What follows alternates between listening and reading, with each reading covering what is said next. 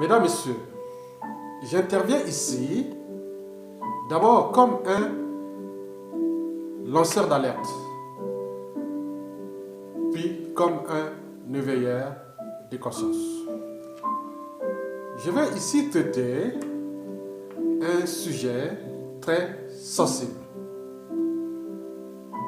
Les sujets que je vais traiter ici touchent la question juive, l'histoire de la Shoah et du paradoxe juif.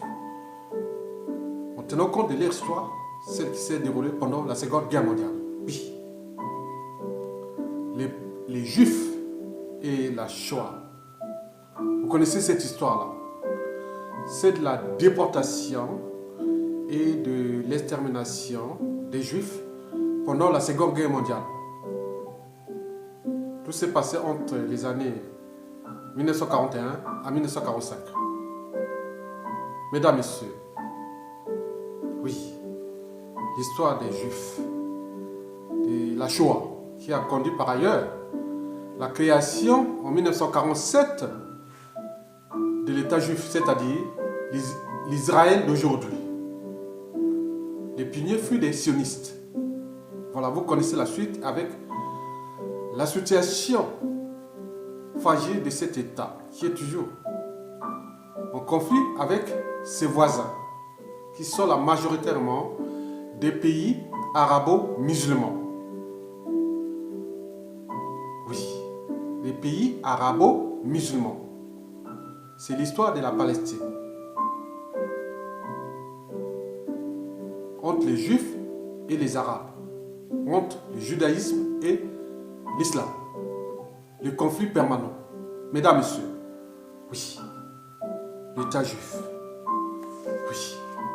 Alors, comment cela se fait-il que les Juifs, l'État juif et ses services dans le Mossad et toute son expertise se met au service des tyrans de l'Afrique, en particulier ceux du bassin du Congo, et notamment au Congo-Brazzaville et en République démocratique du Congo. Mesdames, Messieurs, oui, les Juifs ont-ils oublié la mémoire de l'histoire? Je pense qu'ils devaient être conscients de leur histoire. Ça devait être un état d'esprit, celui de défendre d'abord la dignité humaine, les droits humains, les droits de l'homme, et surtout la liberté, et même la démocratie. Mesdames, Messieurs, comment cela se fait-il que tous les affairistes juifs qui opèrent aujourd'hui en Afrique noire, et notamment dans le bassin du Congo, et en particulier au Congo-Brazzaville, se mettent au service du dictateur Denis Sassou Nguesso? Tous les rapports arrivent, sont tous unanimes. Sassou est aidé, renseigné, informé, et même la plupart des mercenaires la plupart c'est des Israéliens, des Juifs. Donc les Juifs tuent les Noirs à travers par procuration le dictateur Denis Sassou Nguesso, qui est à bout de souffle, à bout de nerfs, au bout du rouleau. Mesdames, Messieurs, oui, nous parlons de la situation du génocide ou de crime contre l'humanité qui se passe dans le Poule. On entend toujours les services israéliens, des Juifs. Tous les rapports des services de la résistance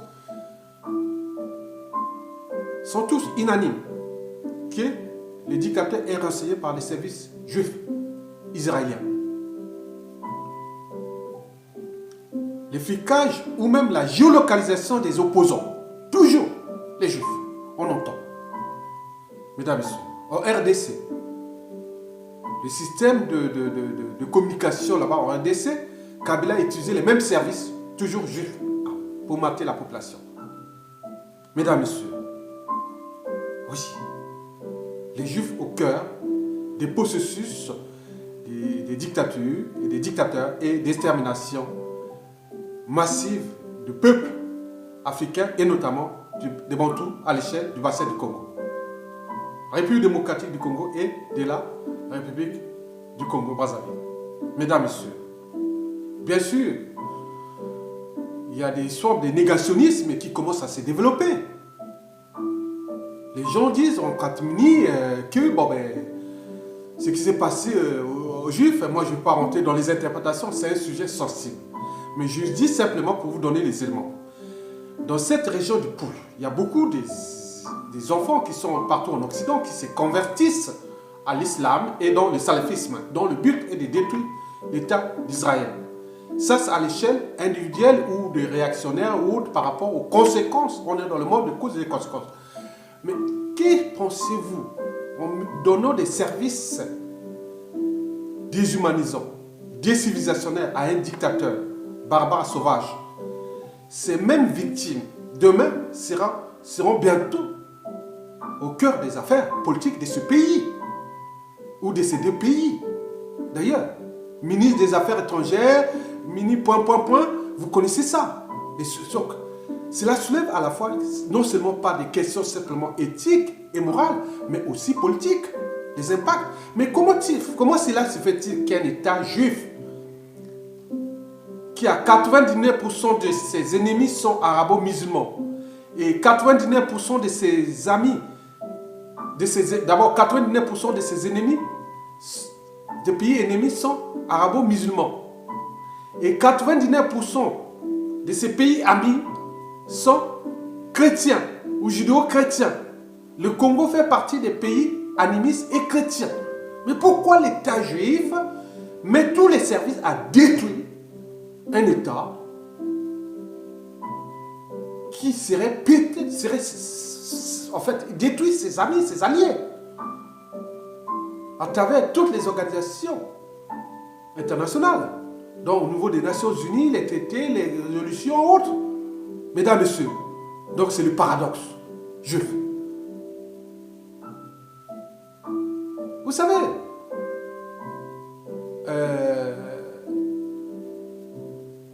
Jean-Paul Sartre avait dit « Je hais les victimes qui respectent leurs bourreaux ». Et si les Juifs devenaient aussi des bourreaux du Congo-Brazzaville, ou nous des chrétiens, mais vu la preuve est là, tous les rapports sont unanimes. Les Juifs sont en train de détruire là-bas tous les services de renseignement autres. Même s'ils ont externalisé les services, même si les donneurs d'ordre qui soutiennent le tyran avec les moyens d'un peuple, les moyens d'un État, des comptes publics autres, pour détruire ce peuple et maintenir un mec au pouvoir. Mais les conséquences, on ne sait pas, puisque le dictateur n'est pas immortel. Il a des embrouilles aujourd'hui avec 9 familles congolaises sur 10. Ils sont la majoritairement des chrétiens animistes. Qui dit 9 familles congolaises sur 10, dit 9 nouvelles classes politiques congolaises résistantes sur 10. C'est eux qui seront demain aux affaires. Sur différents niveaux de pouvoir. Politique, économique et autres.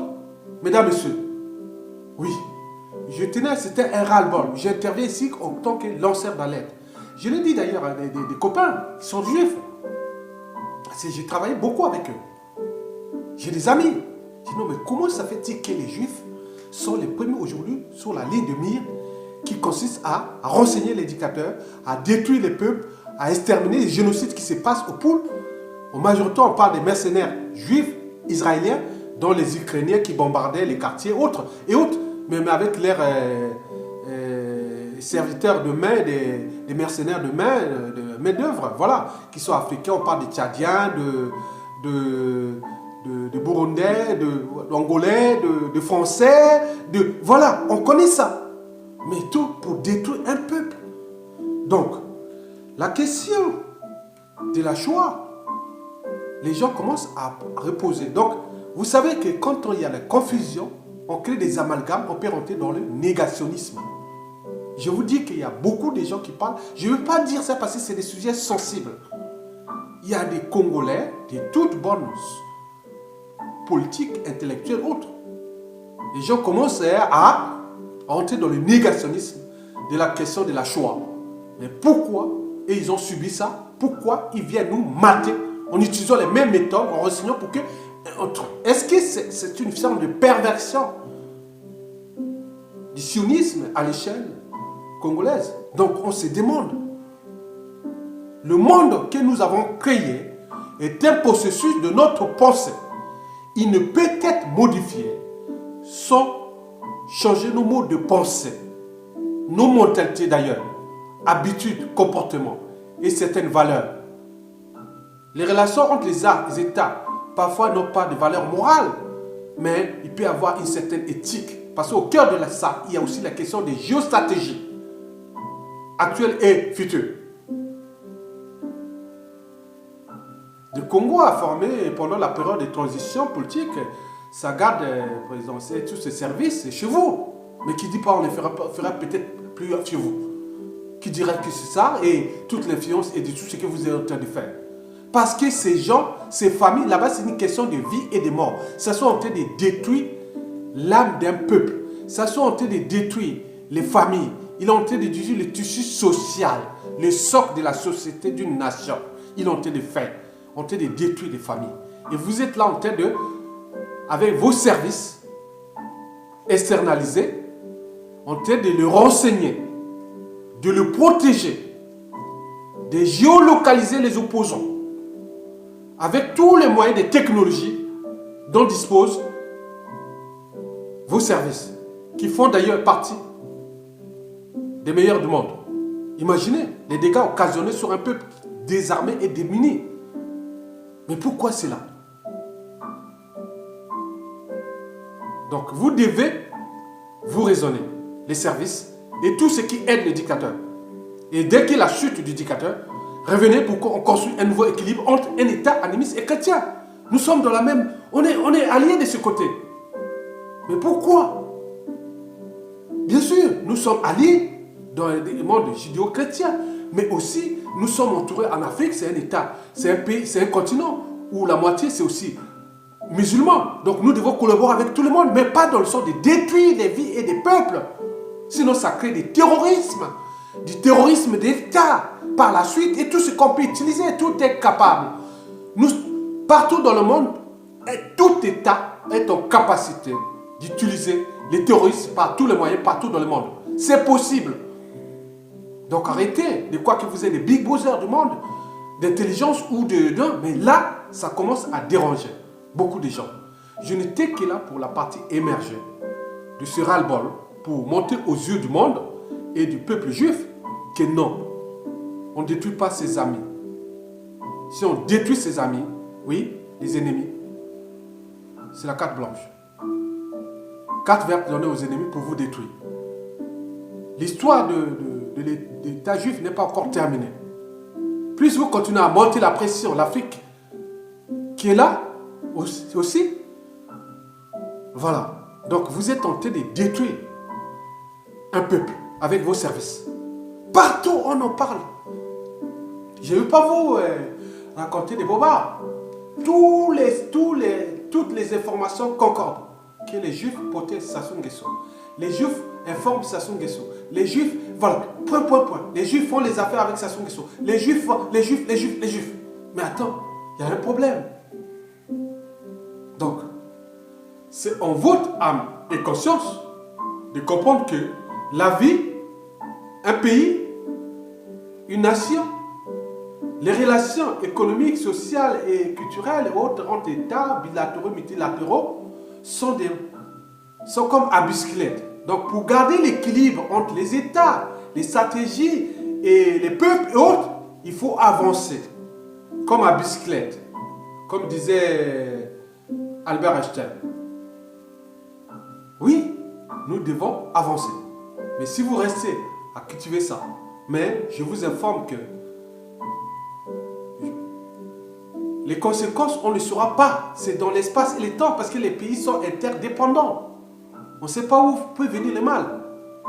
Donc, nous aurons des traités, des résolutions pour défendre votre État dans le futur, dont le Congo a une voix aux Nations Unies, mais que la plupart de ces gens qui subissent aujourd'hui, demain seront aux affaires du Congo pour une dizaine, trentaine d'années à peu près.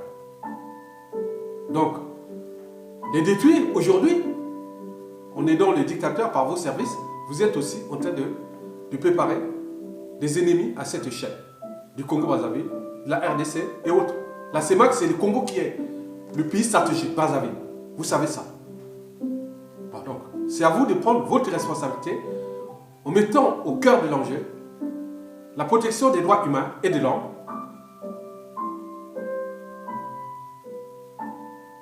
de la liberté et surtout de la démocratie. Mesdames, Messieurs, je vous remercie.